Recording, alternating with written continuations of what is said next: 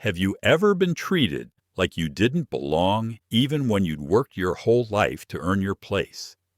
Imagine boarding a plane, ticket in hand, ready to fly first class after years of struggle, only to be told your seat doesn't belong to you. That's what happened to Marcus Reed, a black CEO who built an empire from nothing when a flight attendant ordered him to give up his VIP seat for a white passenger who looked more the part.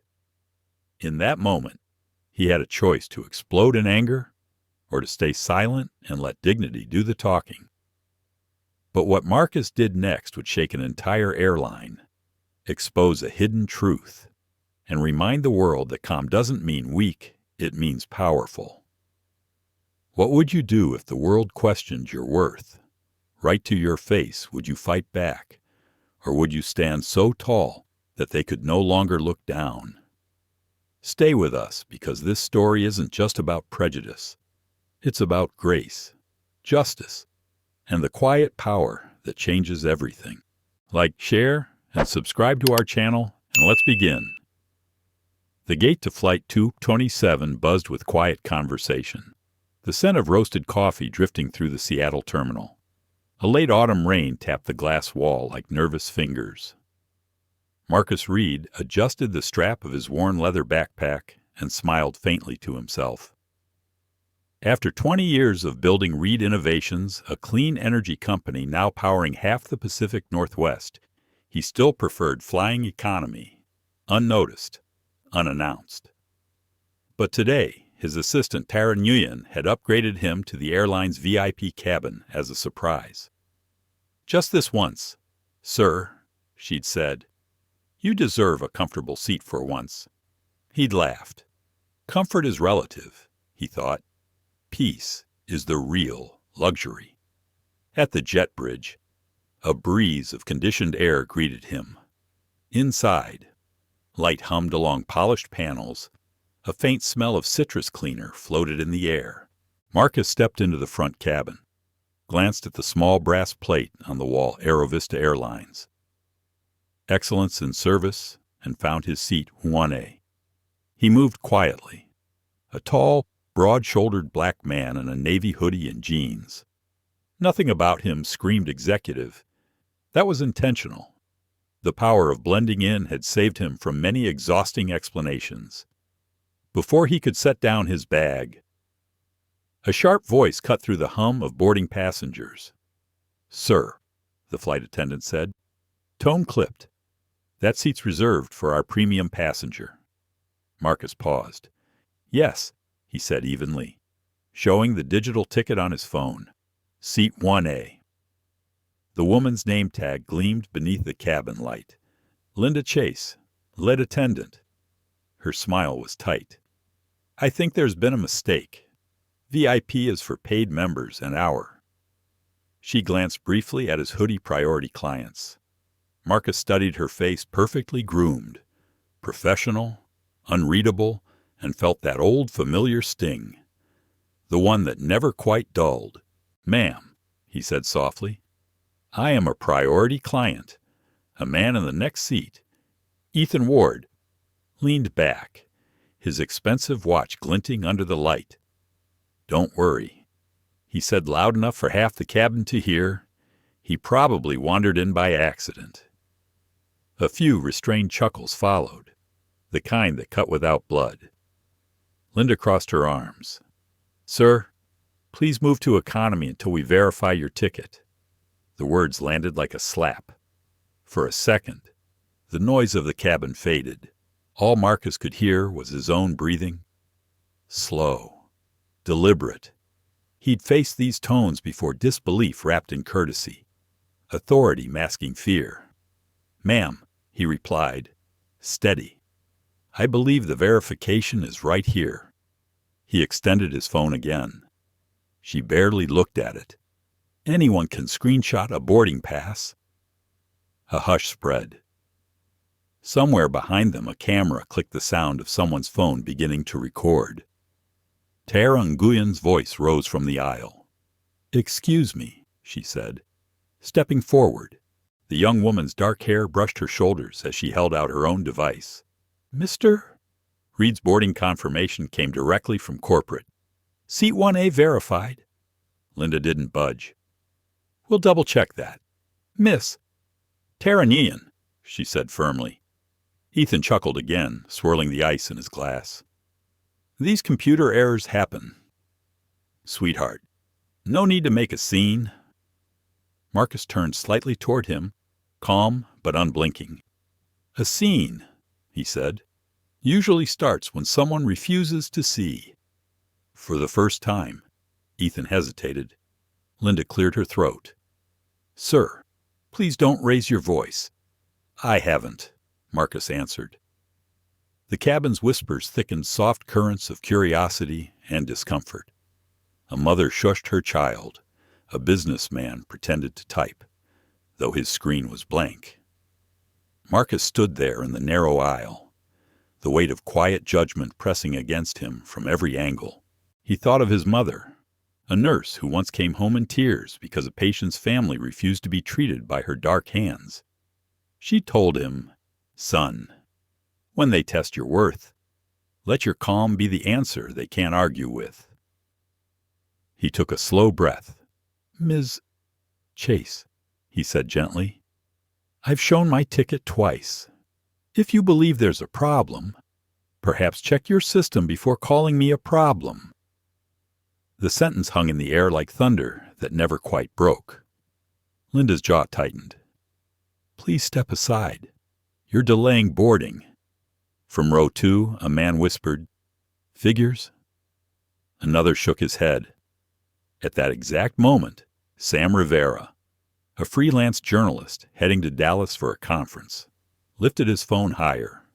The red light blinked. Through his lens, he saw something familiar, not just a disagreement, but a story. A black man being asked to prove he belonged. Again. Marcus noticed the camera but said nothing. He simply placed his bag on the seat beside him and folded his hands. I'll wait, he said. Right here. Linda exhaled sharply, the sound of patience thinning to paper. I'm calling my supervisor, she said, reaching for the intercom, and in that instant, between button and breath, the cabin froze. The passengers didn't know it yet, but those few seconds would ripple far beyond the aisle of Flight 227. They were about to witness the moment dignity stopped asking for permission. The cabin of Flight 227 had gone quiet, as if even the hum of the engines had drawn a breath and held it. Linda's finger hovered above the intercom switch. Her lips pressed thin. The man in seat 1B leaned back, folding his arms, watching like someone enjoying a scene he'd paid to see. Marcus remained still. His calm wasn't surrender. It was restraint, measured and deliberate. Tara stood only a few feet away, her expression torn between disbelief and anger. She could almost hear her pulse hammering in her ears. Ma'am, Tara said, her voice steady, if you'll check your manifest, you'll see that Mr. Reed is booked and cleared for this section. Linda didn't answer right away. She lowered her hand from the intercom and turned toward a nearby colleague, whispering something sharp. The younger attendant looked uneasy, biting her lip as she opened the small tablet used for check-ins. Ethan leaned sideways, his tone dripping with smugness. You know, I once had a fake upgrade like this. Computers mess up sometimes. Happens all the time. Marcus gave him a brief glance, just enough to make the man look away. Sometimes, he replied softly. The mistake isn't in the system. The younger attendant swallowed hard. Ms. Chase. The name does match the manifest, she murmured. Linda frowned. That's impossible. I checked those seats myself this morning. Sam Rivera zoomed his camera closer, careful not to draw attention. His journalist's instinct buzzed. Something's happening here, he thought. Something bigger than a misunderstanding. From the back rows came a low murmur. What's going on? A passenger whispered. Someone else replied, "They're saying the guy doesn't belong here." Marcus could feel the attention pressing against his back like a weight. Years of experience in boardrooms had taught him how to bear scrutiny. But this was different. There was no podium, no press release, just judgment in the air. Linda sighed and snapped the tablet from her colleague's hand. Her eyes scanned the screen, moving quickly, then pausing. Marcus Reed.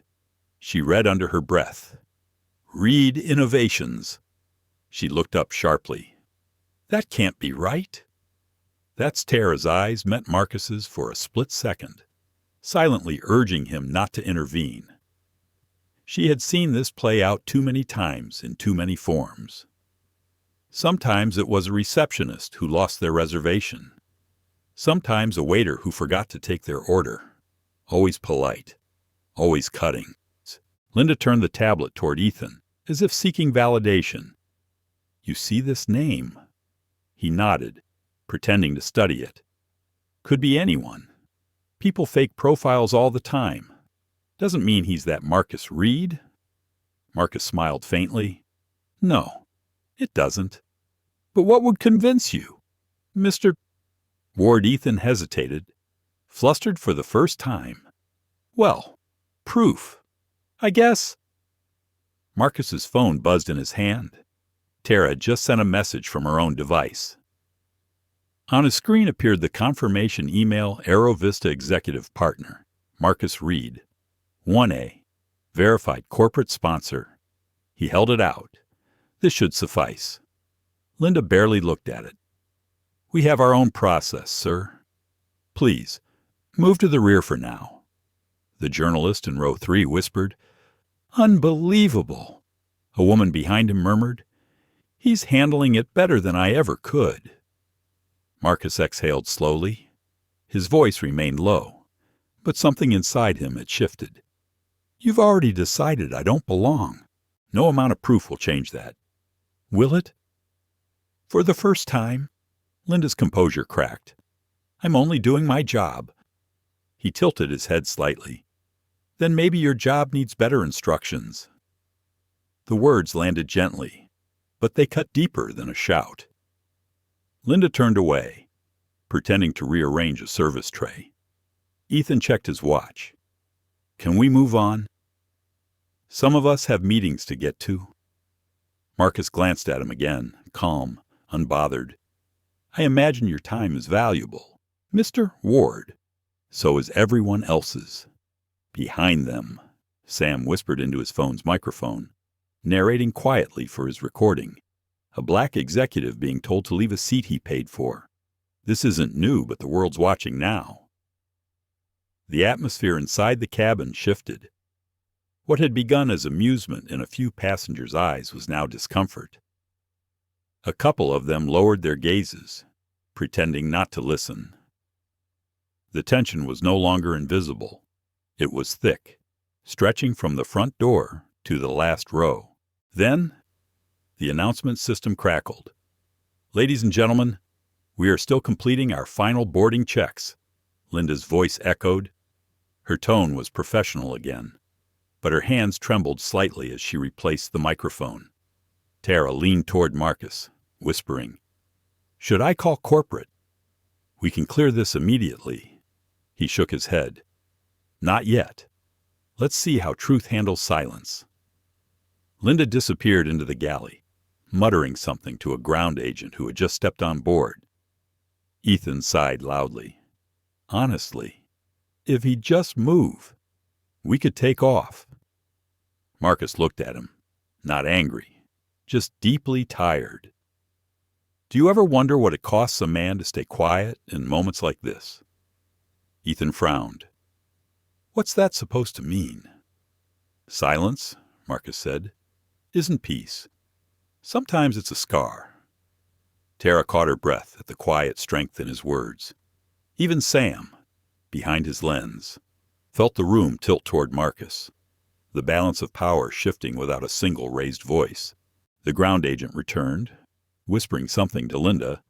Whatever it was, Her shoulders stiffened. She turned, forced a smile. "Sir, could I see a form of identification?" Please. Marcus handed her his driver's license. She studied it carefully. Her lips parted, then closed again. Her eyes darted toward Ethan, then toward her colleague. "Finally," she said, "I'll have to confirm this with my supervisor." Marcus leaned back slightly, still standing. "By all means." She hesitated, something like fear flickering in her eyes, not of Marcus, but of being wrong. As she stepped toward the cockpit, Sam whispered, "That's the face of someone realizing the camera's still on." Outside, through the small window, rain streaked the tarmac in silver lines. The jet bridge lights reflected off the puddles like shattered mirrors. Inside, Marcus's reflection looked back at him from the glass calm, steady, unbroken. He remembered his mother again, the sound of her voice in their small kitchen decades ago. "When the world doubts you, stand so still that it has to see itself." He smiled faintly, not for her memory, but for the truth she'd left him. Linda's voice came again from the cockpit door. "Captain Harris will be here shortly?" Tara looked at him. "That's the captain." "Yes," Marcus said softly. "And he'll recognize me," Sam whispered into the mic. "This story's about to turn." Ethan groaned under his breath. "Good. Maybe now we can take off." Marcus didn't answer. He just watched Linda return to her post, hands clasped tight, eyes fixed anywhere but on him. The flight hadn't left the ground. Yet something inside the cabin had already begun to move a quiet shift. A tremor of awareness, a recognition that this wasn't just about a seat on a plane. It was about every room, every gate, every table where someone had to prove they belonged, and the plane hadn't even taken off yet. The hum of the cabin returned, faint and uneasy, as Linda disappeared into the cockpit. The passengers spoke in low voices now, uncertain of what to believe. The scene had cracked something in the air, an invisible wall people suddenly noticed, but didn't know how to name. Marcus sat down quietly in 1A, his posture steady, his eyes fixed on the aisle ahead. His voice hadn't risen once, yet everyone had heard him. He had no desire to embarrass anyone. What he wanted, what he had always wanted, was fairness without performance. Tara stood beside his seat, her tablet clutched close to her chest. "Mr. Reed," she whispered, "I'm so sorry this is happening.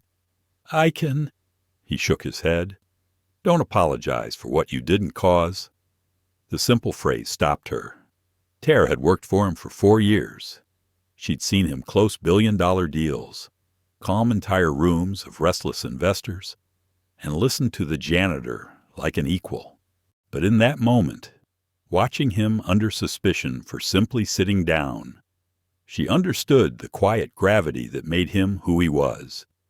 Behind them, Sam's phone kept recording, though now it hung lower in his lap.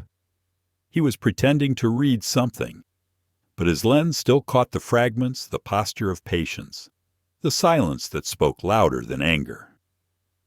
Ethan shifted beside Marcus, tapping his fingers on the armrest. "You're really going to sit there until the captain comes?" he asked. "Yes," Marcus said. That's a long time to prove a point. It's a long history that made the point necessary," Marcus replied softly. Ethan gave a half laugh, unsure whether to take offense. "You think everything's about race?" Marcus turned his head slightly. "No," he said. "Just the things that are." The man looked away. A few rows back, an older woman leaned toward her husband. "He's calm," she whispered. "If I were him, I'd be furious." Her husband murmured, "That's why you're not him." Linda reappeared at the front, her face composed but pale. "Captain Harris is reviewing the manifest." she announced. "We'll resolve this in just a moment." Marcus nodded politely. "Thank you." The words were polite, but they carried weight. Everyone heard the difference between manners born of respect and those born of restraint. Linda avoided his gaze and busied herself with folding napkins that didn't need folding. Her hands moved too fast, like she was outrunning her own thoughts. She hadn't meant to create this mess. Or had she? The question hung in her mind like static. Tara stepped closer to Marcus. "Do you want me to text corporate?" "Not yet," he said. "Let the system show us who it is before I tell it who I am." His words were quiet, but they had an edge of weariness, the kind built over decades of proving things that shouldn't need proof. Through the cabin window, the rain kept falling. Droplets streamed down the glass, merging into small rivers that raced toward the edge. Marcus watched them for a moment, remembering a different kind of rain, South Carolina. 1986. He'd been 12, running through a downpour after school, soaked and laughing, until a store clerk locked the door in his face and pointed to the closed sign. He'd looked up and seen his reflection in the glass, small and dark against the bright shelves inside. That was the first time he'd realized some doors were locked long before you reached them. Now, almost 40 years later, he sat behind another pane of glass, waiting for a different kind of door to open. Linda cleared her throat. "Mr. Ward," she said, "would you like another drink while we wait?" Ethan smirked. "Sure." Why not? Tara's eyes narrowed. "He's being served, while the man you accused of trespassing isn't even acknowledged." Linda ignored her. "Just following the service order." "Ma'am." Marcus's voice was even. "Service order." Interesting phrase. Sam lifted his phone again, whispering into the mic. He never raises his tone, but you can feel it. Every word lands like truth. He's too tired to explain again. The intercom beeped. "Miss Chase," a man's voice said. "Captain Harris requests your presence."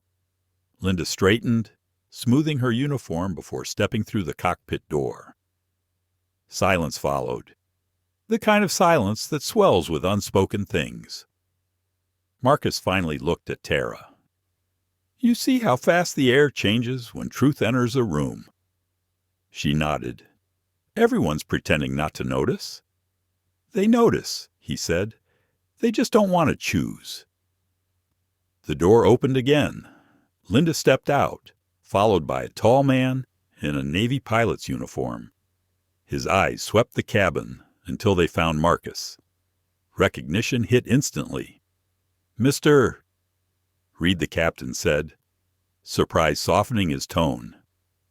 "Marcus Reed." Marcus rose slightly, extending a hand. "Hello, Captain Harris.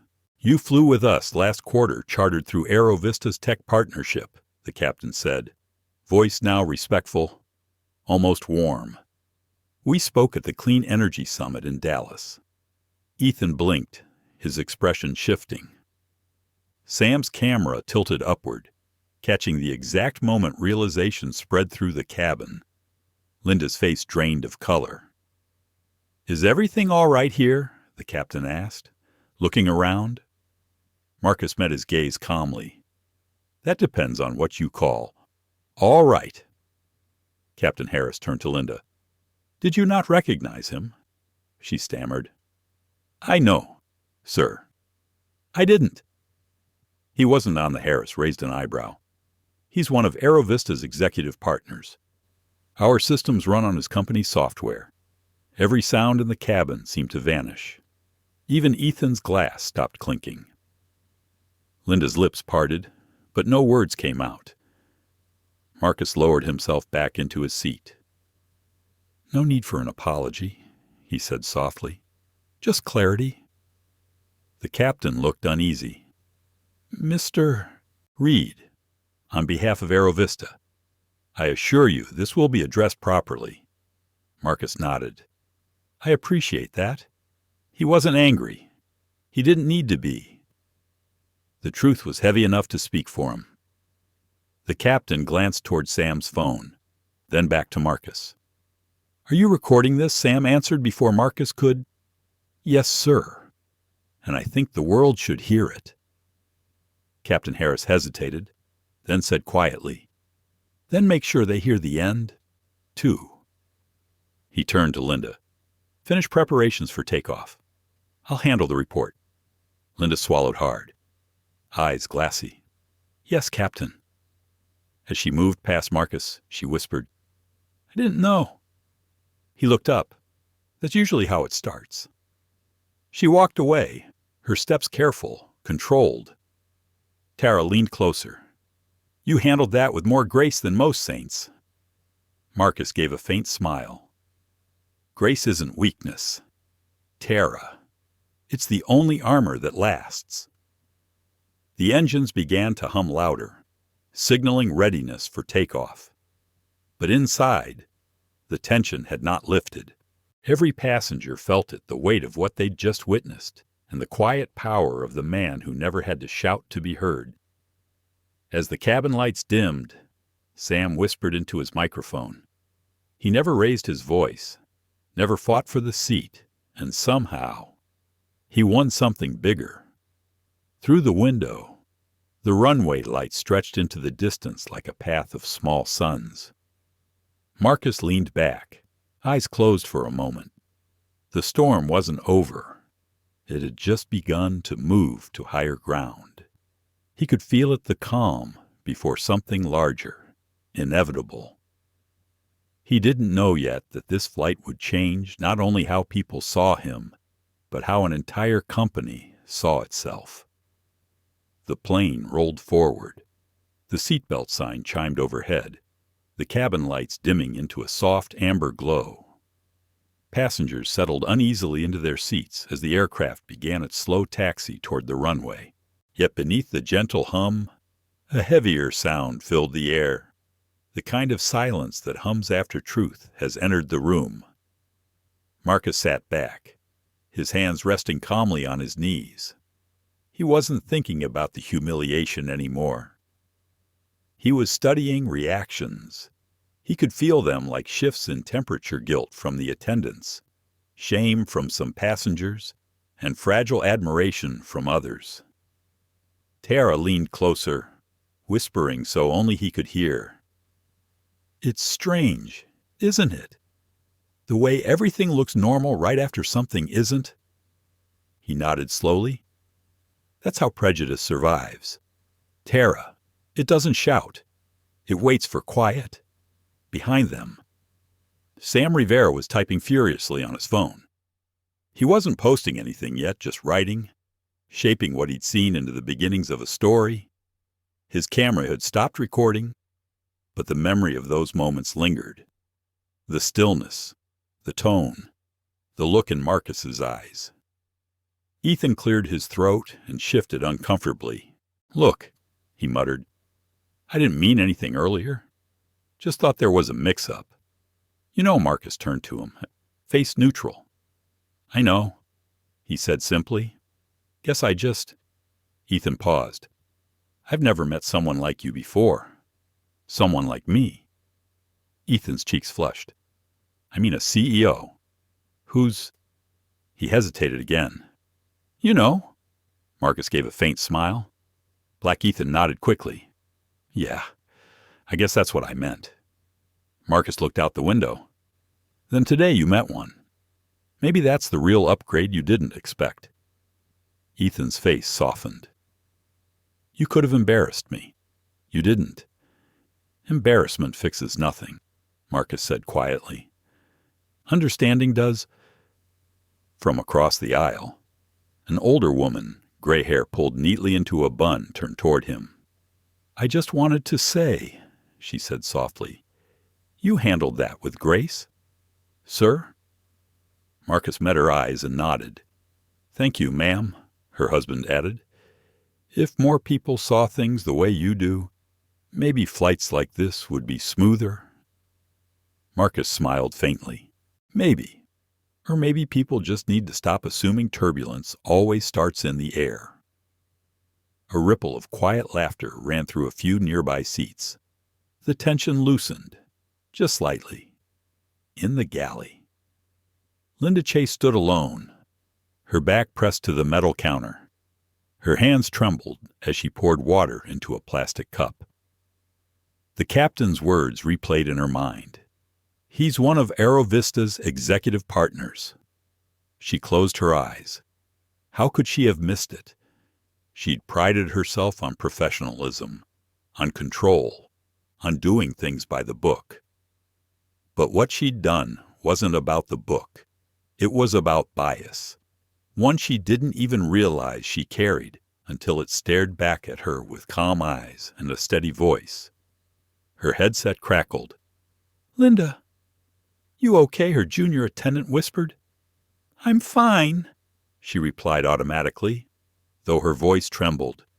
"Just focus on service." When she stepped back into the aisle, she felt every pair of eyes. The passengers who had smirked before now avoided looking at her. Ethan wouldn't even meet her gaze. She tried to speak to Marcus, to apologize, but her throat locked. Instead, she busied herself passing out towels, each movement mechanical. She avoided the front row entirely. Tara noticed, whispering to Marcus, "She looks shaken." He nodded. That's what truth does when it's too close. As the plane climbed, clouds pressed softly against the windows, turning the light a muted gray. For a moment, the world outside looked like fog, endless and blinding. Marcus stared into it, his mind replaying moments from his past hotel lobbies that went quiet when he entered. Boardrooms that questioned his authority before his ideas. Investors who called him articulate as if surprised by it. Each memory flickered like lightning behind his calm eyes. Sam raised his camera again, whispering into the mic. He's not angry. He's tired. That's what they never understand. The exhaustion of always proving, always explaining. The announcement speaker crackled again.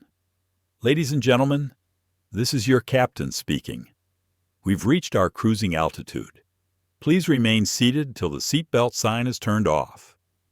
Captain Harris's voice was steady, but if anyone had looked into the cockpit, they would have seen him glancing repeatedly at the passenger list, his jaw tight.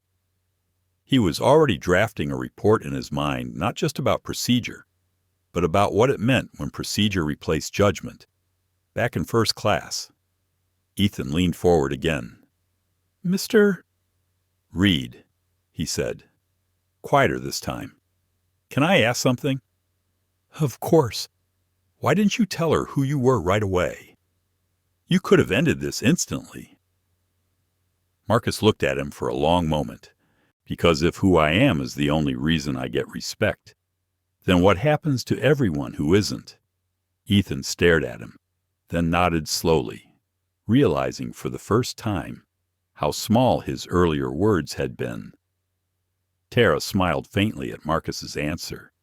It was so him, the man who measured justice not by what he gained, but by what others could keep after he left.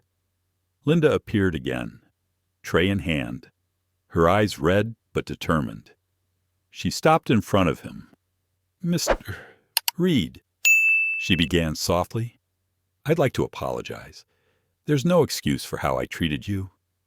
He met her gaze. "You don't owe me words," he said gently. "You owe yourself understanding." Her voice broke. "I didn't even think about it. I just saw you and assumed." He nodded slowly. "That's how the world teaches us to fill in stories before we know the names." Tears gathered in her eyes. "I've been doing this job for 18 years. I thought I was fair." "Fairness," Marcus said, "isn't the absence of hate. It's the presence of awareness." She nodded, voice trembling. "I'll remember that." He gave a faint smile. "That's all I ask?" Linda turned, blinking fast, and hurried back toward the galley. Tara exhaled, shaking her head. "You handled that like a professor." Marcus chuckled softly. "No, just someone who's had enough practice." The seatbelt sign turned off with a soft chime. A few passengers began whispering to one another, no longer about the incident, but about the words they'd overheard. Sam glanced around, realizing how the room had changed. The atmosphere wasn't just calmer, it was reflective. The story was writing itself, not as outrage, but as revelation. He looked at Marcus again, then down at his phone, typing a headline draft. He never raised his voice. The flight that made an airline rethink its sky. Outside, sunlight broke through the clouds, scattering light across the cabin. The gray dissolved into gold, painting the seats in soft warmth. Marcus leaned his head back and closed his eyes, feeling the vibration of the engines beneath him. He wasn't thinking of revenge, or even redemption. He was thinking of the quiet power of moments like this, the kind that began as humiliation and ended as a mirror for the world. He didn't know what would come next, but he could feel something shifting, not just around him, but within the people who had witnessed it. Change, he thought, rarely begins with noise. It begins with noticing. And for the first time in years, he felt that maybe, just maybe, the world had noticed. The cabin lights dimmed again as lunch service began, trays clinking softly and the smell of reheated pasta filling the narrow space. Marcus had finally reclined his seat slightly, a sign of calm rather than comfort. From the outside, everything appeared normal again. Passengers eating, attendants moving, the soft hum of the engines, but underneath, tension still pulsed like a low current. Sam Rivera hadn't stopped thinking. He could feel a story vibrating in his chest, the kind that starts small and ends up changing something. His phone sat in his lap, still recording audio. Every exchange, every silence, every breath, it all mattered. Linda Chase stood behind the curtain separating first class from economy, staring at her reflection in a small service mirror. The person looking back at her didn't seem like her at all. Her uniform was flawless, her posture perfect, but her eyes looked uncertain. For the first time in years, she couldn't explain her actions by just following procedure. Captain Harris's voice came over the cabin speaker. "Ladies and gentlemen, this is your captain. We'll be hitting light turbulence in a few minutes, so please fasten your seat belts." The seatbelt chime pinged. A few passengers groaned, adjusting their trays. Marcus buckled his belt quietly. He looked calm, but inside, his thoughts moved like storm clouds. He couldn't stop replaying the moment Linda had doubted him, the look of certainty on her face when she'd decided he didn't belong. He had seen that same certainty in boardrooms, in banks, in classrooms. It wasn't personal. That was what made it worse. Tara leaned over slightly. "Are you all right?" Marcus smiled faintly. "Fine. Just thinking about how quickly people decide what doesn't fit their picture." Ethan, who had been silent for nearly half an hour, finally spoke. "You know," he began, "I used to think racism was mostly over. My company has diversity programs, inclusion seminars, all that. But this," he paused, "it's different seeing it up close." Marcus glanced at him. "It's never over if it just changes clothes." Ethan nodded slowly, staring down at his hands. Linda appeared again, holding a tray of drinks. Her voice was soft when she spoke. "Mr. Reed, would you care for some water?" He looked up at her. "Yes, thank you." She poured the glass carefully, her hand steady now, her eyes humble. "I really am sorry," she whispered. Marcus nodded. "I know." Her lips trembled as if she wanted to say more. But instead, she turned to Ethan. "And for you, sir," he shook his head. "I think I've had enough." As she moved away, Sam caught Marcus's gaze. "She looks changed," he murmured. Marcus replied quietly, "Remorse isn't weakness. It's the beginning of growth." Suddenly, the plane jolted sharply. A gas rippled through the cabin as a few cups tipped over. The captain's voice returned, calm but urgent. "Apologies, folks. We've hit a pocket of rough air. Please remain seated." Tara gripped the armrest. Marcus steadied her hand gently. "You're fine," he said. She managed to smile. "Just hate when the world shakes unexpectedly." Marcus's eyes drifted toward the front, where Linda stood bracing herself. Her eyes met his briefly, gratitude flickering across her face before she turned away to check on passengers. In that moment, something shifted, not just the turbulence, but the power dynamic itself. The people who had doubted him were now looking to him for calm. When the shaking subsided, relief spread through the cabin. Nervous laughter broke out. A few passengers clapped. Marcus exhaled, his mind returning to stillness. That was when Tara's phone buzzed. She checked the screen and frowned. "Mr. Reed, your name is trending." He raised an eyebrow. Already Sam's head snapped up. Tara turned the phone toward them. The headline glowed on the screen. "Black CEO accused of seat fraud on AeroVista Flight." Someone from the back of the plane had uploaded a partial video, just enough to show Linda confronting him, not the truth that came after. Marcus took the phone gently. The short clip looped silently. He saw himself holding out his ticket, calm, patient, and the attendant insisting he move. His expression didn't change. "Half the truth is a lie that spreads faster," he said quietly. Sam swore under his breath. "They got the angle wrong. It's already getting comments, people calling you entitled. Pulling the race card." Ethan leaned over, pale. "That's not right. They don't know what really happened." Marcus smiled faintly. "They will." He took a deep breath and opened his own phone. Within seconds, he drafted a short post. "For those sharing the clip from Flight 227, don't rush to judgment. Context is the difference between truth and noise. I'll speak when we land." He hit send. The cabin Wi-Fi pinged, and his words began their journey into the digital storm. Sam looked at him, astonished. "You're not angry, I am," Marcus said softly. "But anger burns fast. Change takes patience." Tara's phone buzzed again. "Corporate just texted me. AeroVista's PR team already knows. They're requesting a call once we touch down." "Of course they are," Marcus murmured. He leaned back, watching sunlight cut through the window. The sky outside had cleared, bright and endless. But inside, the real turbulence had only begun. Linda approached again, her voice quiet. "Captain Harris asked if he could speak with you privately after we land."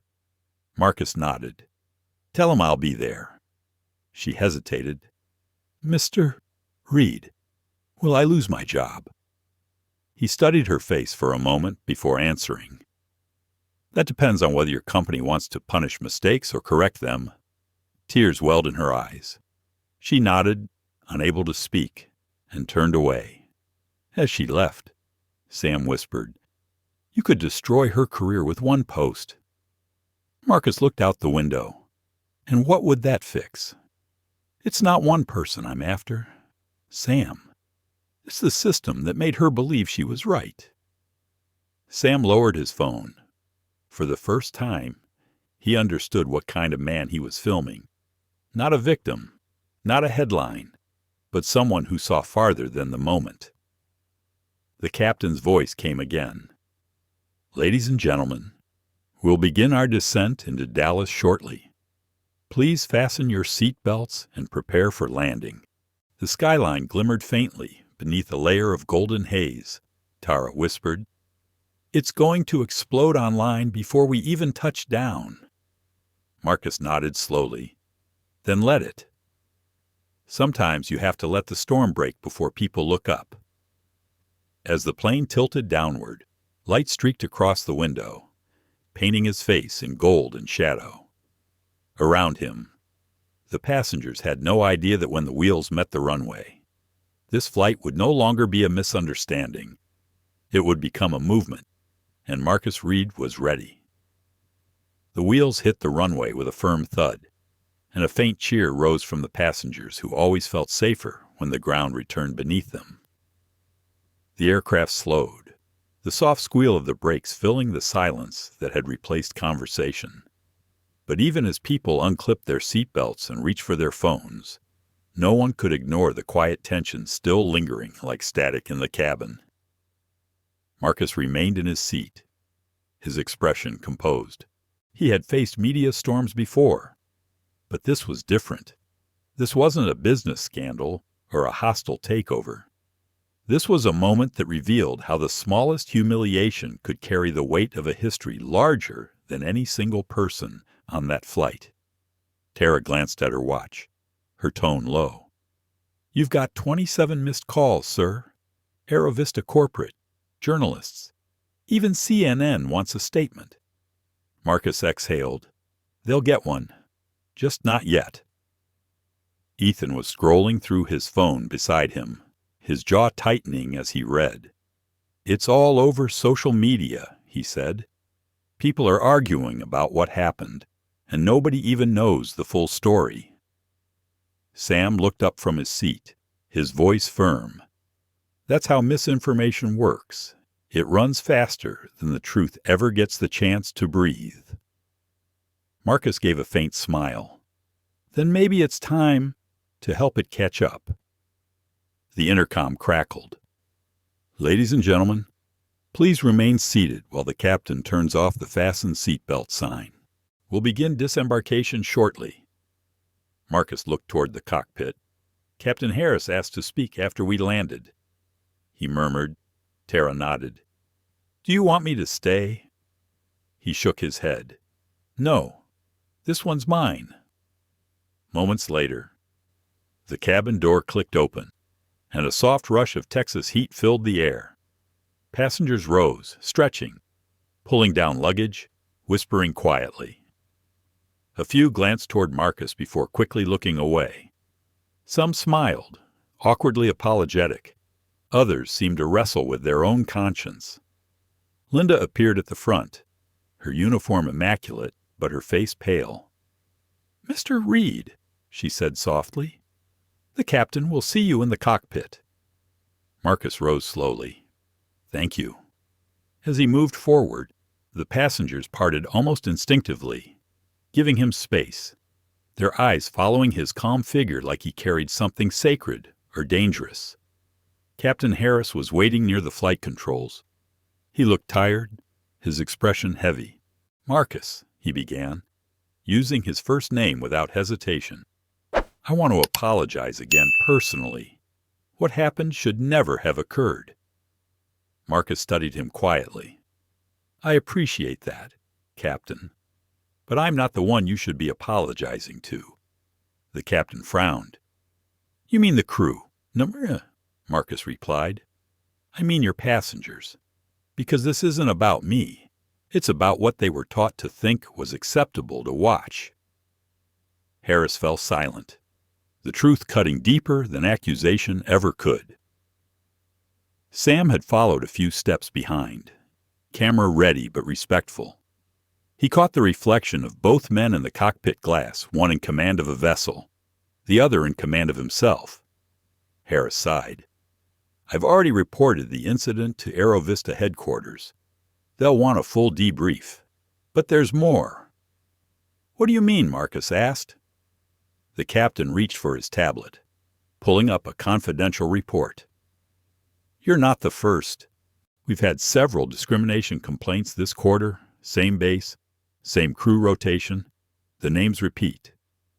Marcus's expression hardened slightly. Linda Chase Harris hesitated. Her, yes, and a few others. It looks like management's been burying the complaints. They never reached upper leadership. Tara, who had quietly stepped closer, gasped. So this wasn't an accident. It's a pattern. Marcus took the tablet, reading the names, the ignored timestamps, the boilerplate responses. Investigated internally. No further action required. He looked up, his eyes steady. How long have you known about this? Harris swallowed. I suspected something months ago, but I didn't have proof until now. When I saw your name on the manifest, I thought maybe it's fate that you're here. Fate, Marcus repeated softly, or consequence. He turned to Linda, who stood frozen near the curtain. Did you know those complaints existed? Her face flushed. No. Sir? I swear. I didn't. He studied her carefully. Then maybe it's time you see what happens when silence becomes policy. She lowered her head, tears welling. I didn't mean for this to happen. Marcus nodded slowly. Neither did the people who filed those reports and were ignored. Tara spoke up. We could expose this. Marcus, right now, one post from you and AeroVista would have to respond publicly. Marcus looked at her, then at Sam, who was holding his phone expectantly. No, Marcus said finally. Not yet. If we go public now, they'll bury it again, call it a training issue or a miscommunication. They'll sacrifice one person to protect the system. I want something bigger. Harris frowned. What are you suggesting I want the board to answer for this? Marcus said. Every executive who signed off on those internal reports. I built systems for transparency, ironically, for companies just like yours. I know where to look. Sam's pulse quickened. So this doesn't end here. Marcus smiled faintly. It starts here. The captain nodded slowly. Then you'll have my support. Whatever you need. Linda wiped her eyes, her voice barely a whisper. I'll help too. I can show you where the reports were redirected. Tara blinked. You'd do that. Linda nodded. I owe it to the people who didn't have a voice. Marcus regarded her quietly. Redemption begins with responsibility. Thank you. As he stepped out of the cockpit, the cabin had mostly emptied. A few passengers lingered, waiting to shake his hand. The older woman who had spoken earlier smiled softly. You were the calm in that storm. Mr. Reed. He returned the smile. Sometimes calm is the loudest protest. Outside, the heat of the Dallas afternoon wrapped around him as he stepped onto the tarmac. Tara followed close behind, her phone buzzing again.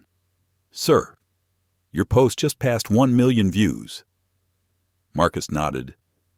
Good. Let it breathe for a while. Tomorrow, we'll give them something real to talk about. Sam jogged up beside them. You mean the internal files? Marcus gave a small, knowing smile. I mean justice that doesn't end with an apology.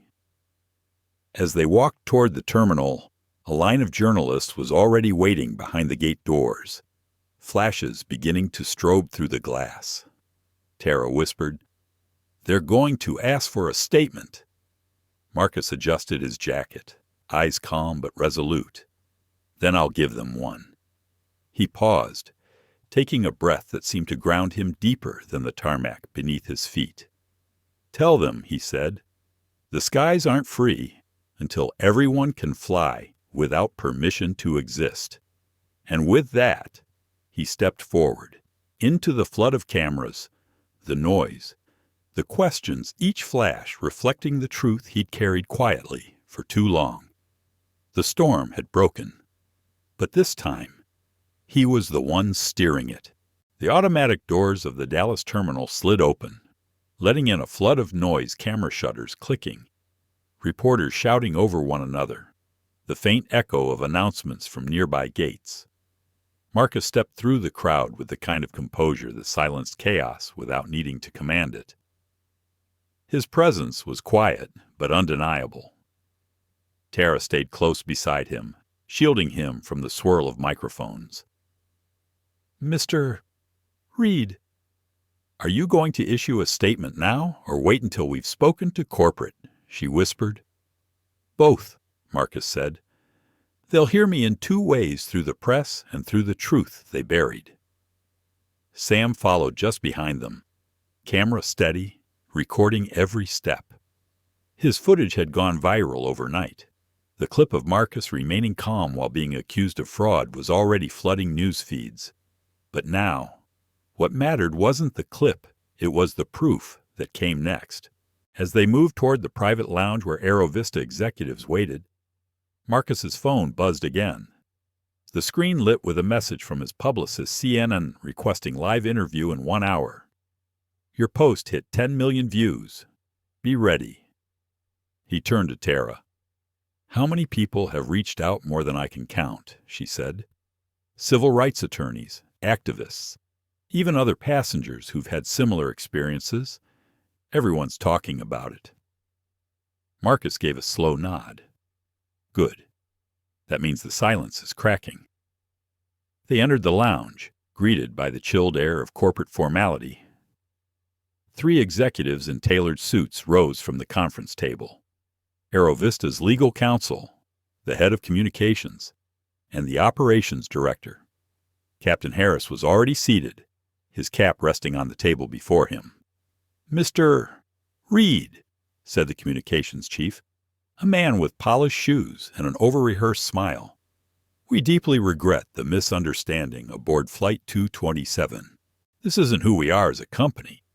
Marcus met his gaze evenly. "Then tell me, who are you when the cameras aren't rolling?" The man's smile faltered. Linda Chase stood in the corner, silent, her eyes red.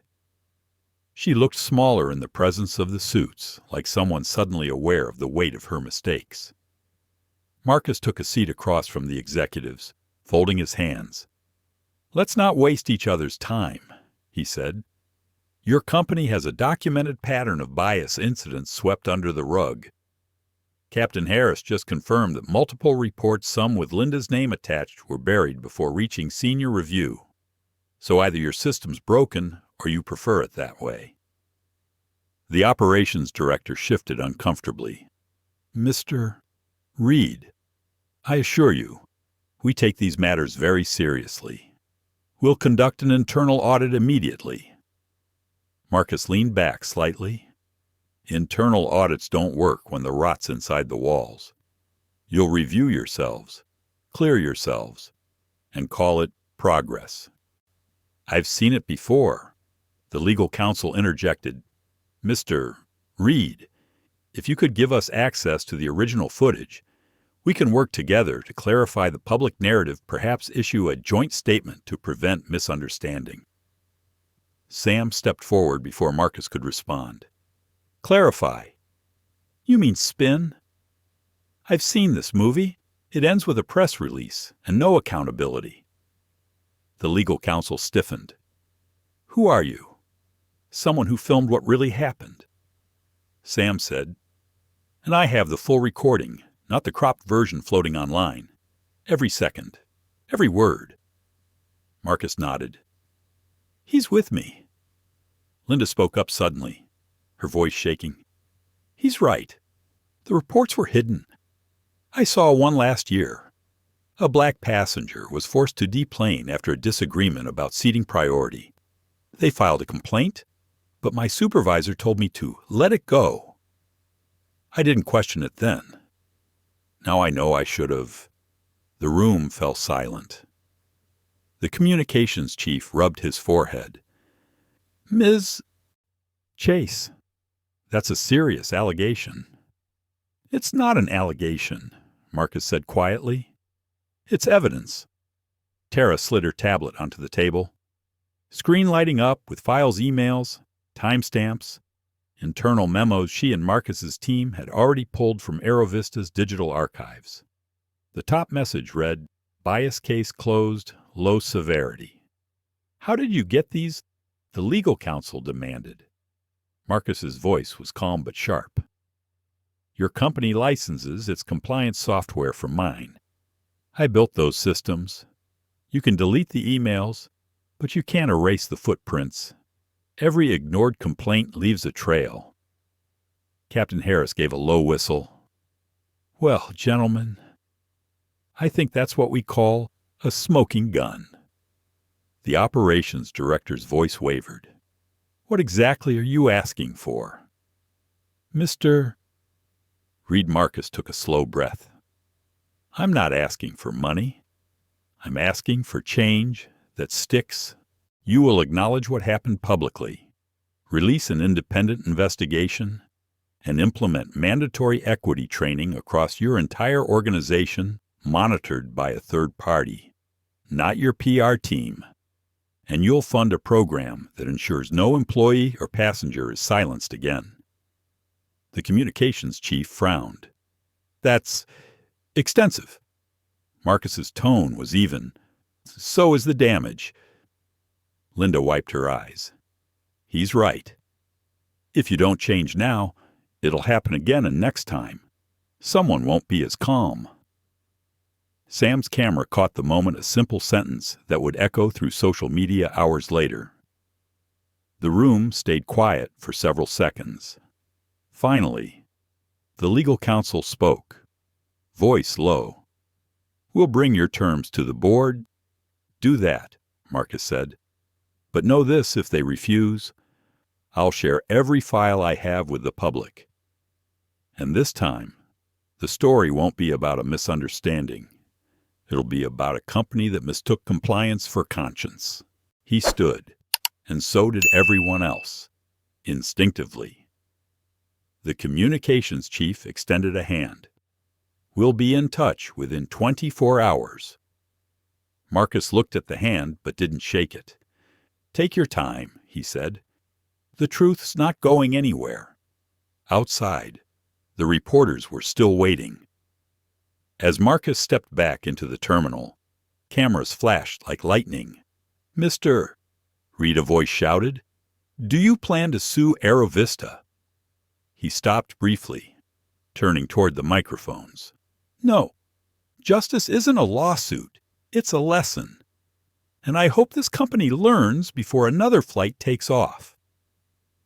A murmur ran through the crowd as the words hit. Sam captured the moment, the light from the camera reflecting off Marcus's calm face. Tara touched his shoulder gently. "That was the right message," she said. Marcus nodded.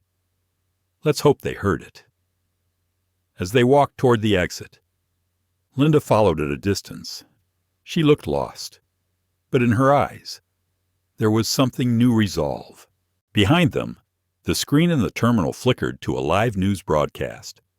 The headline stretched across in bold letters, "AeroVista faces scandal. After viral flight incident, CEO Marcus Reed demands accountability." The world was listening now, and for the first time, Marcus knew this wasn't just his fight. It belonged to everyone who'd ever been told they didn't belong. The sun outside the glass walls of the Dallas terminal had begun to fade into orange. The light poured across the floor, long and heavy, as if the day itself were taking a breath before the next storm. Marcus sat in a quiet corner of the airport lounge, his phone pressed to his ear. On the other end of the line was the one person he hadn't spoken to yet, Jonathan Brooks, AeroVista's chief executive officer. The man's voice was tight, polite, and strategic. "Marcus, I've just been briefed. I want to personally express my regret for what happened today." Marcus looked out the window at the planes taxiing under the sinking sun. "Regret is easy.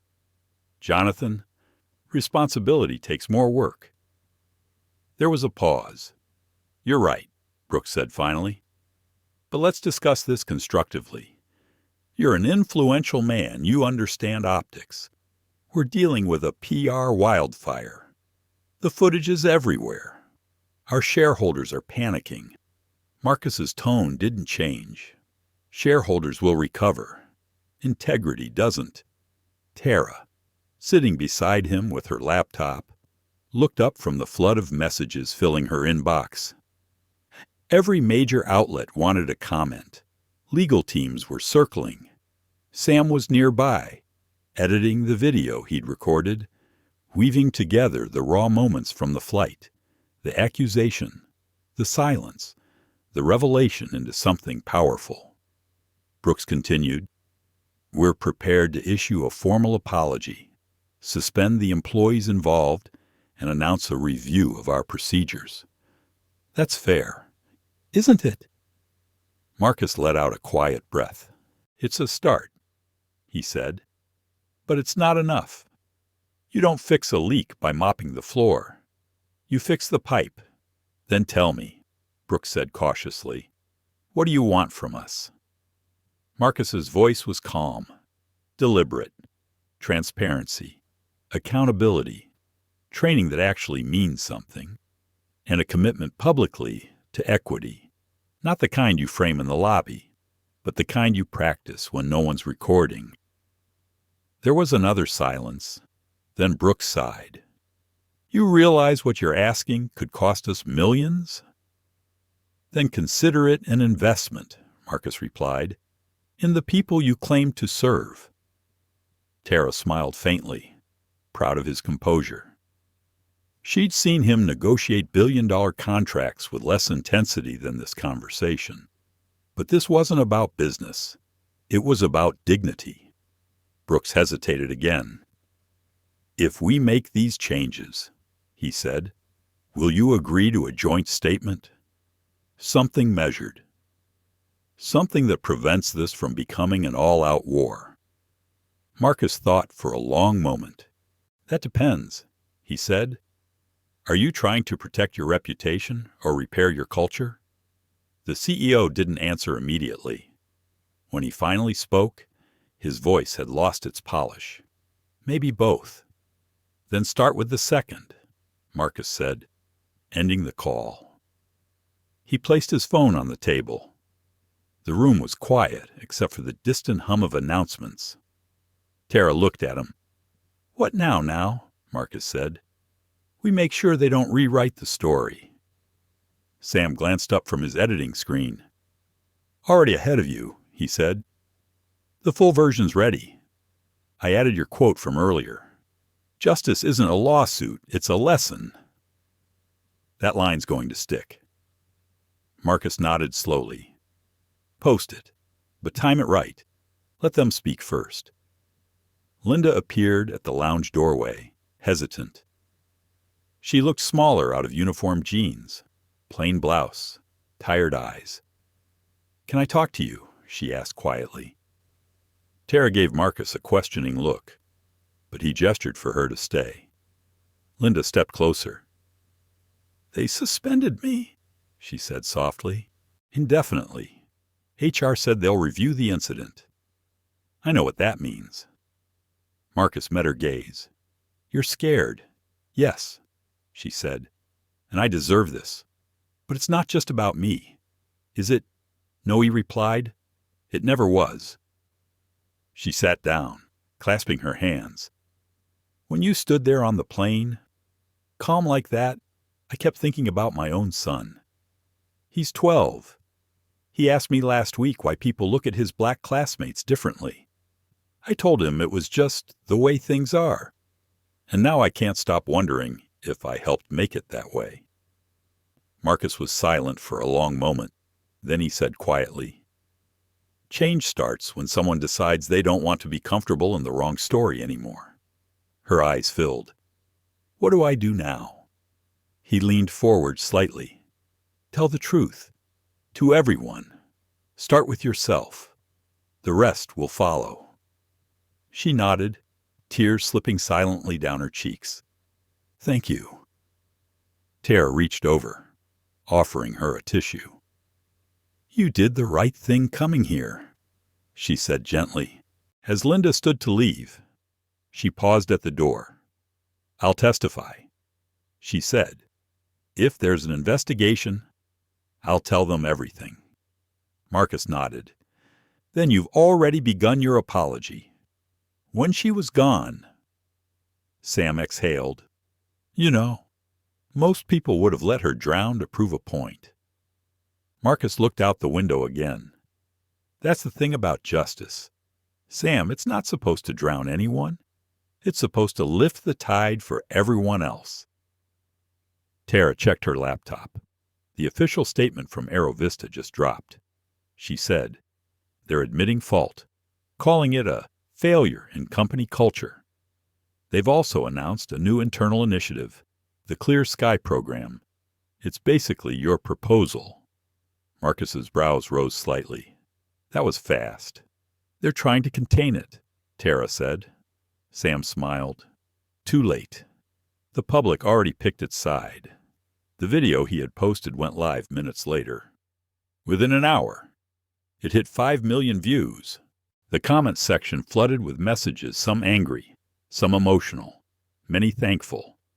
"I saw myself in this man. He didn't yell, didn't insult anyone, just told the truth. That's power. We need leaders like Marcus Reed in every boardroom." By evening, the headlines had shifted. What began as a viral embarrassment was now a turning point. AeroVista's stock had dipped slightly, but public sentiment was swinging toward hope rather than outrage. As night fell, Marcus sat in his hotel room overlooking the glowing city. Tara had finally gone to rest, and Sam was downstairs taking calls from reporters. He poured himself a glass of water and stared at the skyline. The fight wasn't over. He knew that. There would be meetings, resistance, and polished statements trying to soften the truth.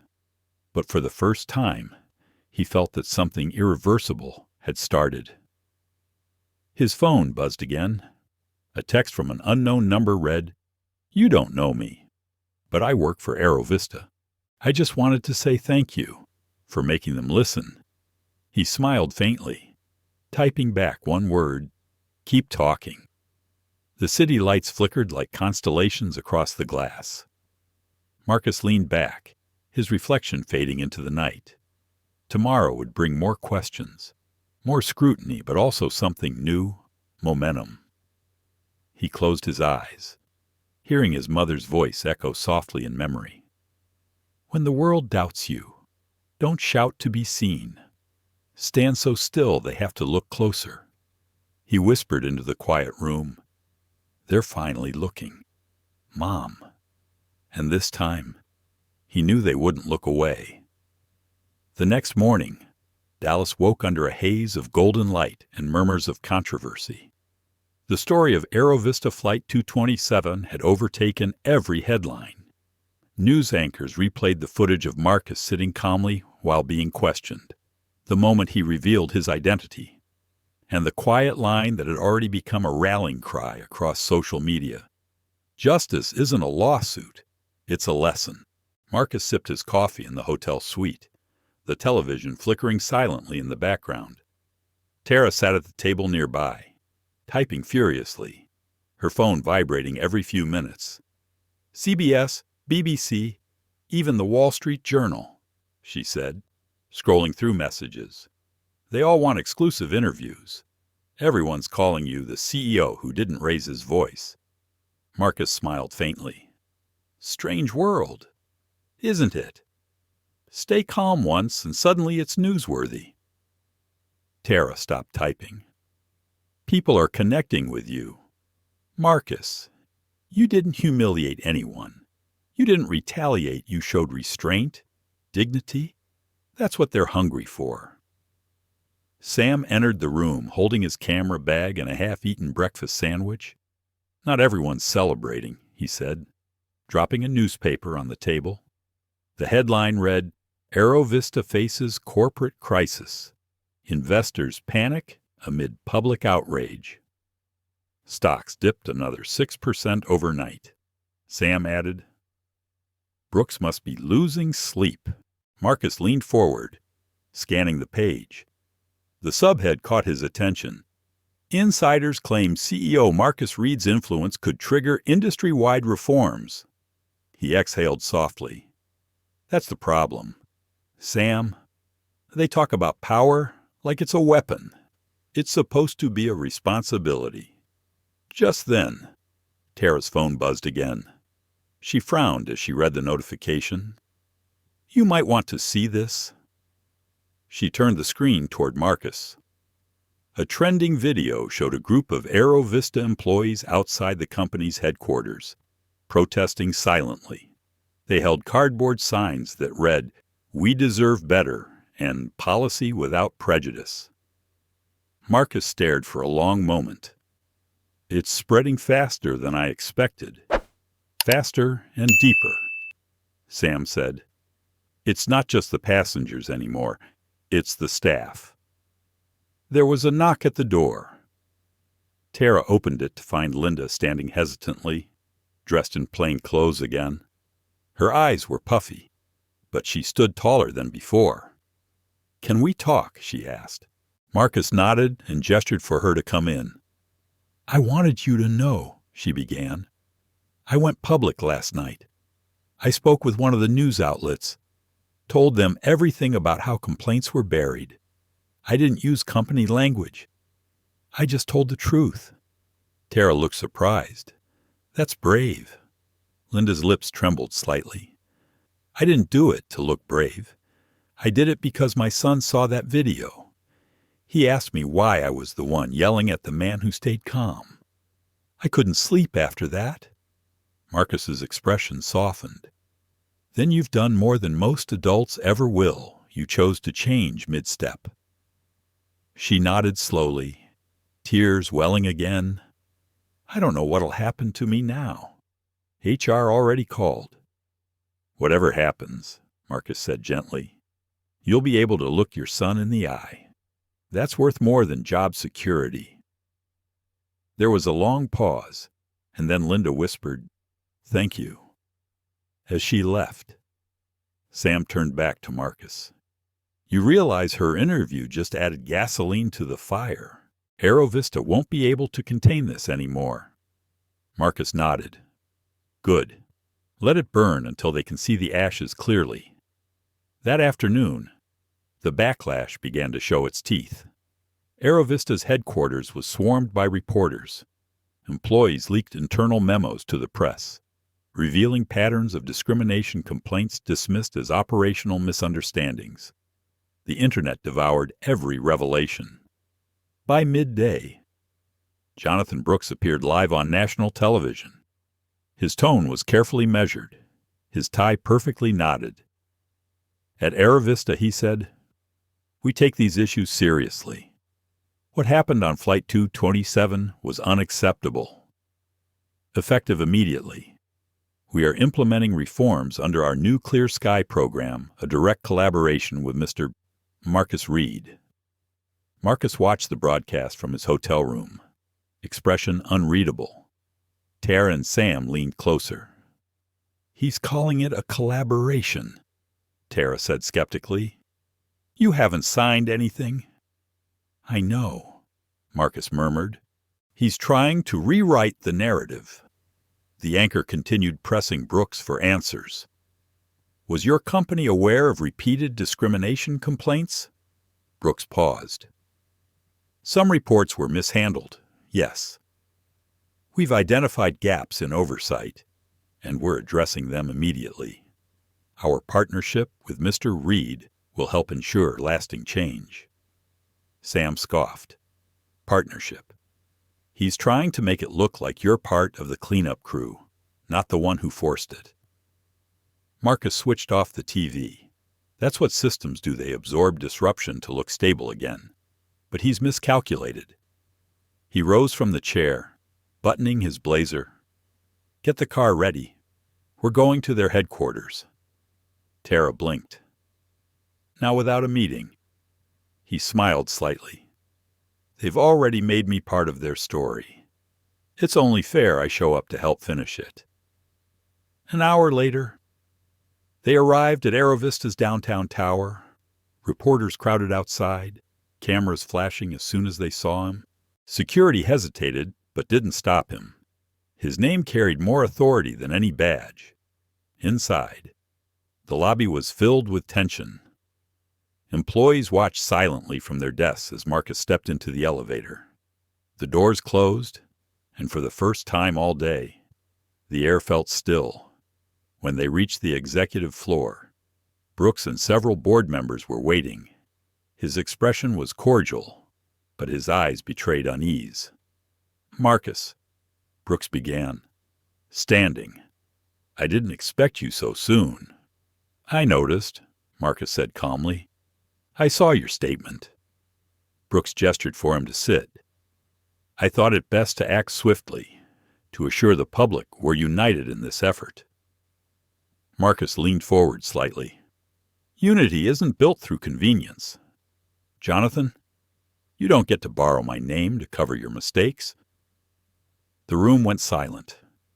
One of the board members, a woman named Dr. Hall, cleared her throat. "Mr. Reed, perhaps we can work together formally. We've discussed appointing you as head of an independent ethics board temporary." "Of course." Marcus studied her face. "Temporary solutions make permanent problems," he said. Brooks exhaled. "What do you propose then?" Marcus's gaze didn't waver. "You let the people you ignored write the policies you need.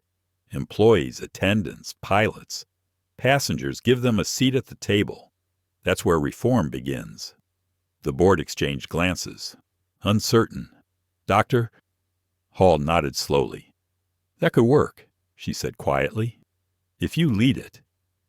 Marcus shook his head. "No, they lead it. I'll advise.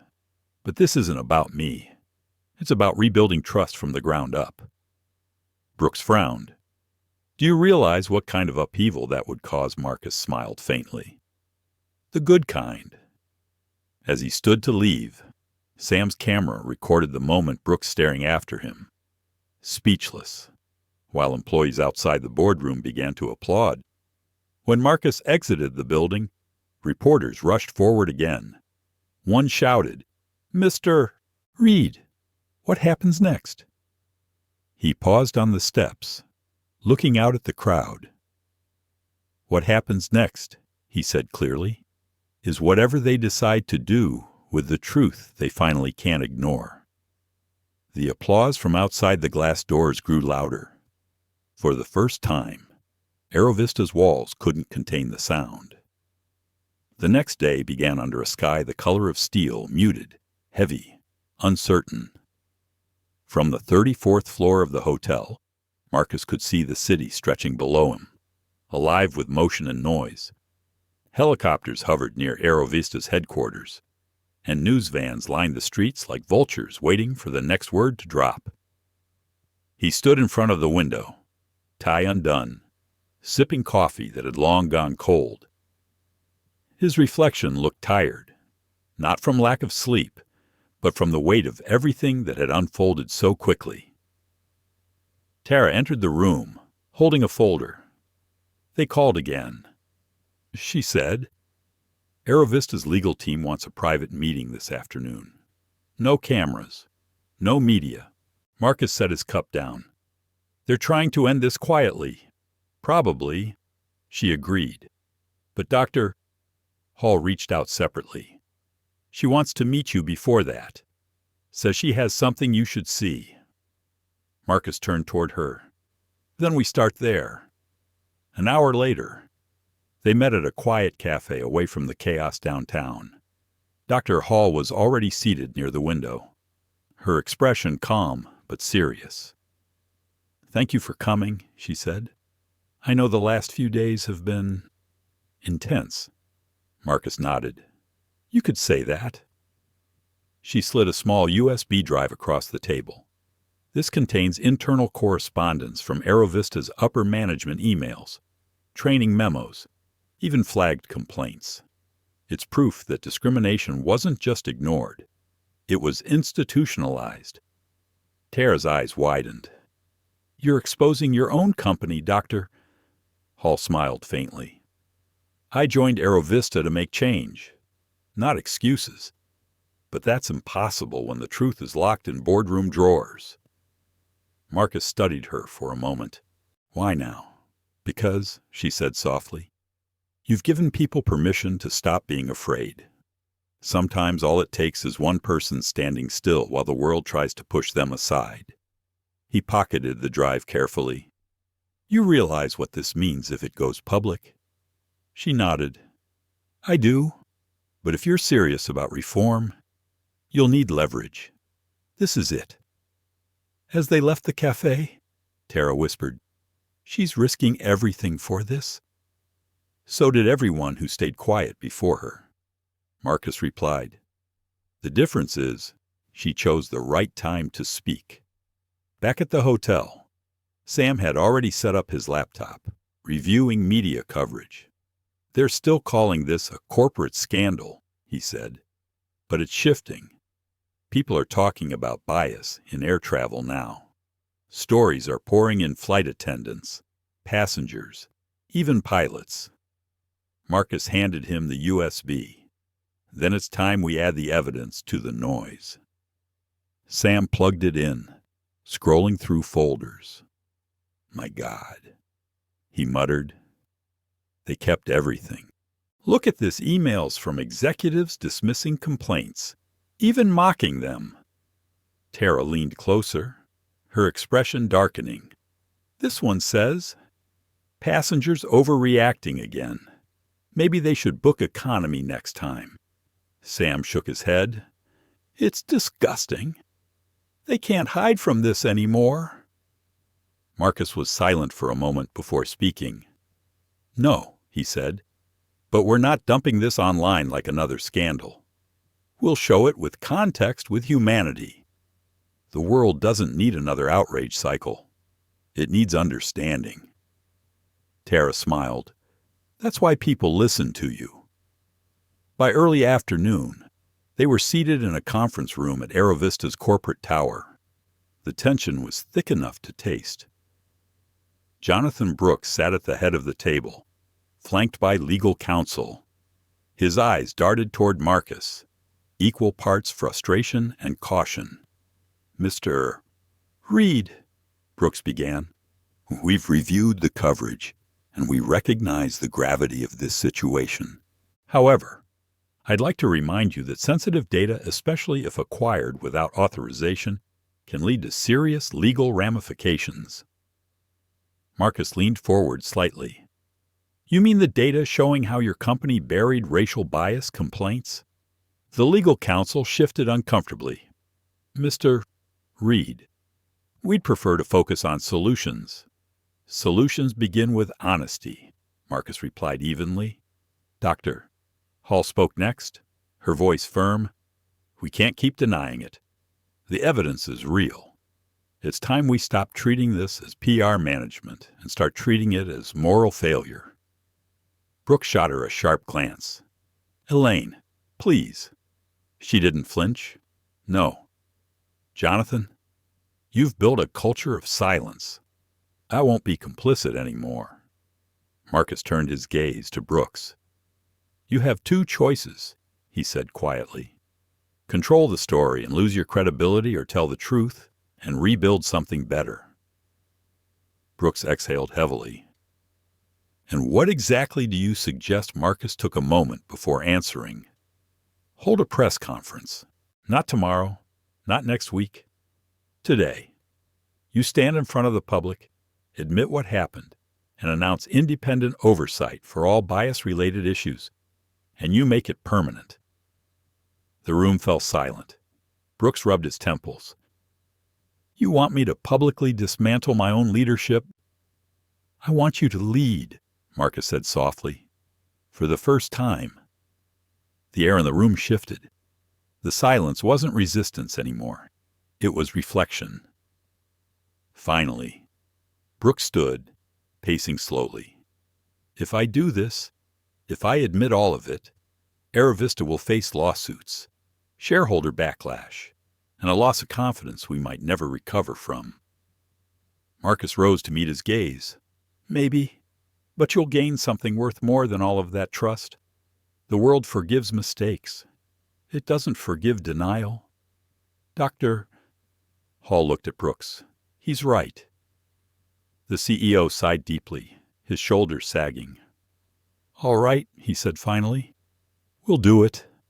Tara blinked in disbelief. You mean? Now Brooks nodded. Now. Within an hour, the company's media team had assembled a podium outside the building. Reporters filled the plaza.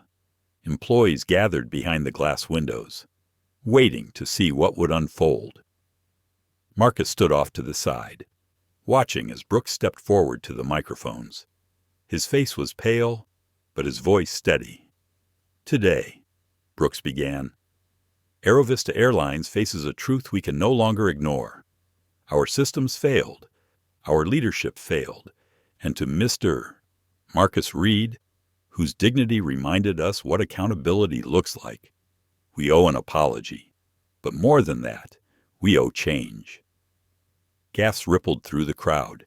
Cameras clicked rapidly. He continued, effective immediately. AeroVista will initiate full transparency on all discrimination complaints, overseen by an independent ethics council. This council will include both employees and external advisors. Mr. Reed has agreed to assist in guiding this process. Marcus's eyes widened slightly. He hadn't agreed to anything, but he didn't stop it either. The message mattered more than formality. Brooks concluded, no passenger, no employee, no human being should ever have to prove their worth to belong. This is our promise moving forward. Applause broke out not from the media, but from the employees watching through the glass. Tara turned to Marcus.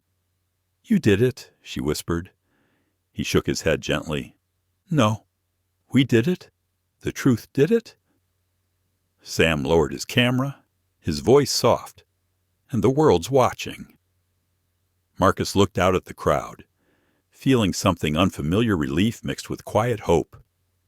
He didn't smile, but his eyes softened. He'd set out to demand justice. What he'd found instead was proof that even the highest walls could crack when enough light was let in. The press conference had ended hours ago, yet the echo of applause still lingered in the plaza outside AeroVista's headquarters. The world had just witnessed something rare, a corporation admitting guilt in real time, its leader confessing failure under the unflinching eye of the public. But for Marcus Reed, it wasn't triumph that filled his mind as he walked through the quiet corridors afterward. It was unease. The air inside the building carried a strange tension, like a storm that had passed but hadn't yet released the rain. Tara caught up with him near the elevators, her phone buzzing with notifications. You're trending again, she said. The Reed effect. People are calling this the start of a movement. Marcus gave a half smile. Let's hope it's more than a hashtag. Still, she said, tapping her screen. The response is overwhelming. Over 40,000 employees across different airlines have signed a petition supporting similar reform programs. He nodded but said nothing. Something about Brooks's final words at the podium, Mr. Reed has agreed to assist, still gnawed at him. It wasn't the statement itself, but the way Brooks had looked at him afterward. There had been gratitude, yes, but also calculation. They entered a conference room that had been hastily converted into a press coordination center. Sam was there already, camera on the table, typing notes into his laptop. His footage from the conference had already gone viral. You won't believe the reaction, he said without looking up. There's footage of AeroVista employees hugging after the speech. Someone filmed a pilot crying. It's hitting people hard. Marcus poured a glass of water from the counter. Good, he said quietly. Let it hit. Change doesn't happen without impact. Sam stopped typing and looked at him. You really think they'll follow through? You've worked with big corporations. They make promises, and then 6 months later, it's back to business as usual. Marcus turned toward the window, where sunlight filtered through the blinds. "That's why this can't end here," he said. "They've admitted it publicly. Now the world's watching. The follow-through isn't optional anymore." Just then, a knock sounded on the door. Linda stepped in, looking tentative, but more composed than the day before. She'd tied her hair back, and though the fatigue showed in her eyes, there was also strength there now. "I didn't think you'd still be here," she said. Marcus smiled gently. "You've had quite a week." She nodded. "I wanted to tell you something. After the press conference, I got a call from HR. They reinstated me." Tara's eyebrows lifted. "That's incredible." Linda hesitated. "Not really. They want me to help lead the new training initiative. The same one I used to think was just a checkbox exercise." Marcus studied her face. "And what do you think it should be now?" Her voice was steady. "A mirror, not a lecture. People need to see themselves, really see before they can change." Marcus nodded approvingly. "Then you're the right person for it." She smiled faintly, then glanced at Sam. "Are you still filming?" "Always," he said. "But only what people need to remember." Linda's eyes softened. "Then record this change doesn't start with the loudest person in the room. It starts with the one who finally listens." Sam typed the quote immediately. After she left, Tara turned to Marcus. "She's come a long way." He looked thoughtful. "So have we all." By evening, the corporate headquarters had emptied. The media vans were gone. The plaza was quiet, and a cool wind swept through the empty streets. Marcus stood alone outside, his hands in his pockets, staring up at the giant glass facade of the building. The reflection of city lights shimmered across it, fractured and shifting. Sam joined him, holding 2 cups of coffee. "You know," he said, handing one over, "you could probably run for office after this." Marcus laughed softly. "God forbid. One public storm is enough for me." "Seriously, though," Sam continued, "you've become a symbol. You handled this like no one else could have. Calm, firm, relentless, but still human." Marcus sipped his coffee. "That wasn't strategy, Sam. It was exhaustion. You reach a point where anger isn't power anymore. It's just noise." Sam looked at him, thoughtful. "That's exactly why people trust you. You didn't fight to be seen. You fought to make others visible." Before Marcus could reply, Tara appeared, phone in hand, face pale. "You need to see this." She turned the screen toward them. A breaking news banner scrolled across it. Anonymous sources claim AeroVista's reform plan meant to delay legal action. Internal memo suggests PR strategy behind apology. Marcus's face hardened. "When was this released?" 5 minutes ago, Tara said. "It's trending already." Sam cursed under his breath. "They're saying the apology was fake." "Not fake," Tara corrected grimly. "Scripted. The leak says AeroVista's lawyers drafted the entire speech days ago, before Brooks even called you." The night air grew heavier. Marcus stared at the glowing tower in silence. The applause, the cameras, the tears all suddenly felt like a mirage. "So," Sam said quietly. "What now?" Marcus finished his coffee slowly, setting the empty cup on the stone railing. "Now," he said, "we remind them the truth doesn't need a script." The next morning, Marcus went live. No press release, no studio lights, just his phone, his voice, and the same calm that had once disarmed a plane full of strangers. He spoke simply when someone admits fault. The world leans in to see if they mean it. If AeroVista's apology was real, they'll prove it with action. If it wasn't, the people watching will remind them. This was never about me. It's about every traveler, every employee, every person who's ever been told they didn't belong. Justice doesn't need a microphone. It needs memory. Within hours, the video spread like wildfire. Hashtags multiplied. Whistleblowers began sharing screenshots from inside the company. Emails, meeting notes, policy drafts had all poured into public view. By afternoon, AeroVista's board released a new statement. Mr. Brooks is stepping down effective immediately. Dr. Elaine Hall will assume interim leadership. Tara read the statement aloud in disbelief. They actually did it. Marcus leaned back in his chair, closing his eyes briefly. They had no choice. The truth became heavier than their silence. Sam, behind the camera again, said softly, "You didn't just expose a company. Marcus, you shifted a culture." He opened his eyes. "No, Sam, the people did. All I did was stand still long enough for them to see what was already there." The room fell quiet for a moment. Outside, the city glowed under a sunset that felt different, lighter, cleaner, like the air after a hard rain. Marcus looked toward the horizon. "Maybe now," he said, "we can start talking about the skies again, not as battlegrounds, but as promises." Tara smiled. "What do you mean?" He turned to her. "Every flight should remind people that we all rise the same way, by lift, not by privilege." Sam lowered his camera, his voice barely above a whisper. "That's your closing line right there." Marcus didn't answer.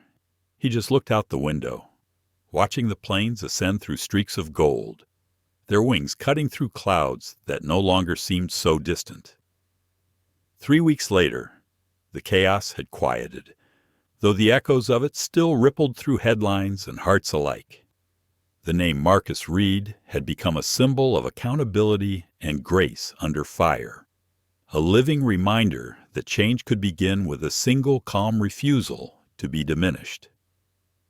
The morning air was bright and clear over Houston, where AeroVista's first public Clear Sky Forum was being held. A stage had been set up inside an airport hangar transformed into a meeting space. Rows of seats stretched out beneath banners that read Equality in Flight, Humanity in Service. Marcus stood off to the side, straightening his tie as Tara adjusted the microphone pinned to his lapel. "You ready for this?" she asked, smiling gently. He chuckled. "After everything, I think I've been ready my whole life." Sam was there too, camera slung over his shoulder. "Don't look now, but half the national press is here. Everyone wants to see what happens next." Marcus nodded. "Good. Then let's make sure they see something worth remembering." Dr. Elaine Hall approached from across the hangar, poised and confident in a Navy suit. She had taken the helm at AeroVista less than 2 weeks earlier and had already begun implementing the reforms Marcus proposed. When she spoke, people listened not because she was loud, but because her conviction carried weight. "Marcus," she greeted warmly, extending a hand, "you've done something remarkable. It's only right you help us finish it." He shook her hand. "It's your stage now. Elaine, I'm just here to make sure the message keeps flying." She smiled. "You're too modest, but that's what makes people trust you." As they took their seats at the panel table, the hangar lights dimmed and the audience fell into silence. Dozens of reporters and industry leaders filled the space, their faces a mix of curiosity and anticipation. Elaine began the session, her voice steady. "Today marks a turning point, not just for AeroVista, but for every company that serves people. We've learned painfully that policies mean nothing without empathy, and no change lasts if it's built on fear." Applause followed, low and respectful. Then she turned toward Marcus, And of course, none of this would have been possible without Mr. Reed. Marcus, would you like to share your thoughts? He rose, buttoning his jacket. For a moment, he simply looked at the audience pilots, attendants, mechanics, passengers, even children sitting with their parents in the back row. When that flight took off 3 weeks ago, he began, his voice deep and calm. I thought I was just another traveler, someone trying to get from one city to another. But sometimes life has other destinations. A ripple of laughter moved through the crowd. He continued. What happened that day wasn't about one airline or one mistake. It was about something older and quieter, the kind of prejudice that hides behind politeness, that decides who belongs without ever saying the words. I didn't need to shout because the truth was already loud enough. He paused, letting the weight of his words settle. What matters now isn't what happened to me. It's what we do next. Whether we choose to see each other not as categories, but as people. Whether we create systems that lift or divide. Change doesn't live in speeches. It lives in the small choices we make every day, to listen, to pause, to question our certainty. The room was silent except for the faint hum of the lights. Even the cameras seemed to hold their breath. Then Marcus smiled slightly. I'll leave you with something my mother used to say. If you want to change the world, start by flying higher yourself, but never forget to reach down for those who can't. That's all I did. I stood still long enough for others to rise. The applause this time was thunderous. People stood, clapping, cheering, not just for him, but for what he represented. Sam lowered his camera, wiping at the corner of his eye. Tara was smiling, her face glowing with pride. Elaine shook his hand again as they stepped off the stage. You've given this industry something it's been missing for decades, she said softly. A conscience. Outside the hangar. The afternoon sun poured over the tarmac. Planes gleamed in the distance, their tails lined like silver arrows against the sky. Marcus walked toward the runway, needing a breath of open air after the intensity of the moment.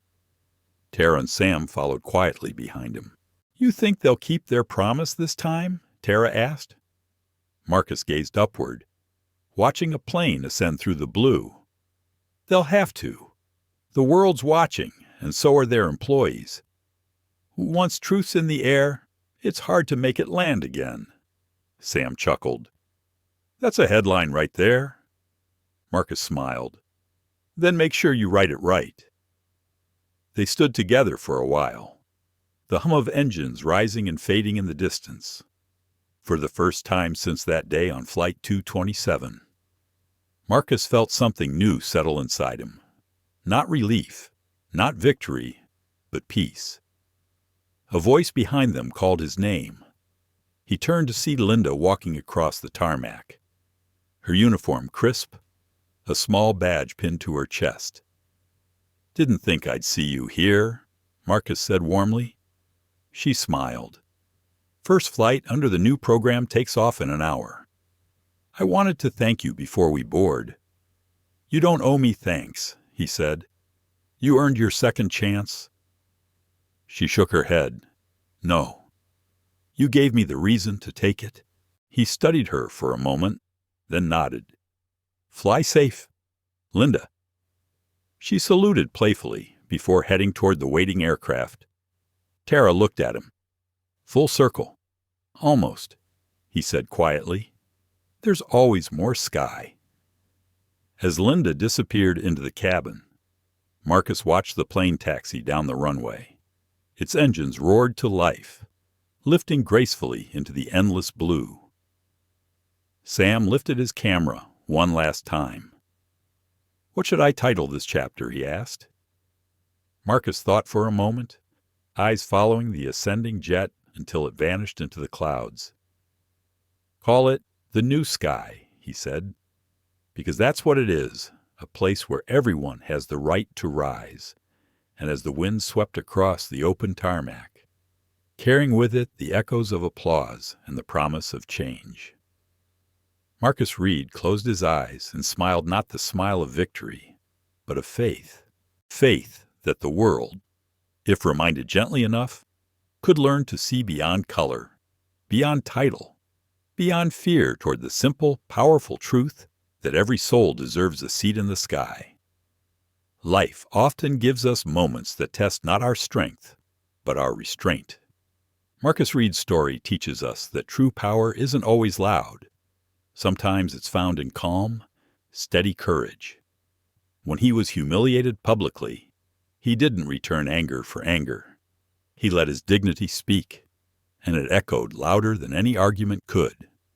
His journey reminds us that justice begins within us in the way we choose to respond to disrespect, ignorance, or fear, especially for those who've lived long enough to see the world change in small steps.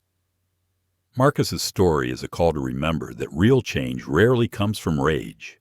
It grows from integrity, patience, and compassion. In every generation, there comes a moment to decide what kind of example we'll leave behind. Marcus chose grace over revenge, and in doing so, turned a moment of humiliation into a movement of hope. Perhaps that's the greatest lesson of all, that sometimes the quietest strength is the one that moves mountains. Thank you so much for watching and sharing this story with us. If it touched your heart or made you think differently, please don't forget to give it a like. Share it with someone who needs to hear it, and subscribe to our channel for more powerful stories like this. Every click, every comment, every share helps us bring more voices, more hope, and more humanity into the world. Together, let's keep telling the stories that remind us who we are and who we can still become. Thank you for being part of our community.